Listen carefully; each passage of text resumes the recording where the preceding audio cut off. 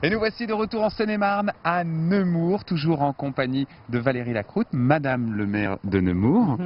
Alors, vous nous emmenez pour terminer cette émission dans un lieu bucolique, charmant, un autre aspect de Nemours qu'on va découvrir. Oui, oui, tout à fait. Alors, le lieu le plus végétalisé, on va dire, de la commune, puisque là, effectivement, on a parlé beaucoup du loing.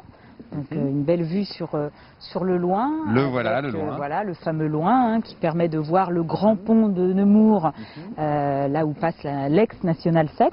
Voilà, et puis c'est celui-ci là-bas, le pont du XVIIIe siècle là-bas. Il y a quelques voitures qui passent. Et puis effectivement un lieu magique, et notamment ce fameux champ de Mars qui remonte, qui s'appelait à l'origine les Buttes, qui a permis de soigner les pestiférés, mais qui maintenant offre des perspectives quand même plus joyeuses, puisqu'on y a le marché le mercredi et le samedi matin.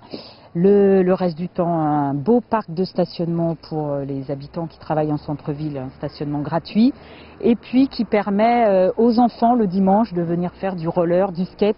J'y ai amené régulièrement mes enfants. Voilà, l'occasion. C'est ici quand donc ça a été nommé le Champ de Mars au moment de la Révolution française l'année suivante, quand on a fait les premières célébrations, et ça a été de tout temps l'espèce de place des fêtes finalement de Nemours. Oui, tout à fait, et on y fait encore des manifestations le week-end. Vous voyez, bientôt on aura une manifestation de vieilles automobiles qui seront stationnées sur ce Champ de Mars. Voilà. Waouh, ça va être. Et puis l'écluse aussi. Peut-être.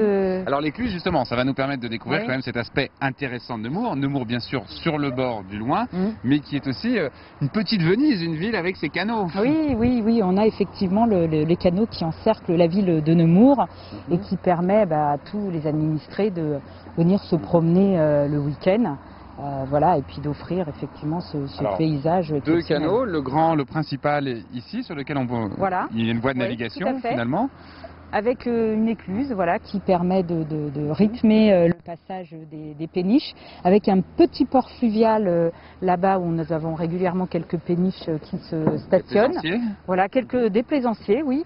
Et puis après... un tout petit canal. Oui, alors les petits fossés après qui traversent la ville avec le Rue, ce qu'on appelle le Rue du Bignon, qui traverse plusieurs propriétés de la ville de Nemours, de Nemouriens. Voilà, ce qui permet aussi à certains habitants d'avoir un peu d'eau dans leur jardin. Alors j'imagine que si on a construit à une époque ces canaux, c'est qu'il y avait sans doute une raison, une industrie particulière qui s'était développée à Nemours. Il y a l'industrie du verre, pas très loin effectivement, à Bagnols, où ils ont utilisé l'eau dans la fabrication du verre, plus le sable de la forêt de Fontainebleau, qui a permis aussi de fabriquer tout ce qui est à base de verre, de silice, avec Saint-Gobain qui est installé dans notre région, et puis Thomson à Bagnols. Voilà, on a encore quelques fleurons industriels dans le secteur, même si elles ont réduit quand même leurs activités depuis quelques années. Alors vous l'avez dit, la forêt de Fontainebleau, on est en bordure de forêt de Fontainebleau. Fontainebleau, c'est le grand ennemi historiquement de Nemours, c'est celui qui a un peu tiré la couverture à lui. Oui, alors dans l'histoire, oui. Maintenant, oui, pas aujourd'hui. Voilà, je dirais que maintenant on se complète. L'atout de Fontainebleau, c'est d'avoir un commerce dynamique, et puis d'avoir beaucoup de restaurants, de bars. Donc ce que je dis toujours à mes administrés, c'est qu'effectivement vivez à Nemours, et puis le soir quand vous avez envie de sortir, allez à Fontainebleau, puis revenez dormir à Nemours et y passer des journées paisibles. Voilà, tout à fait.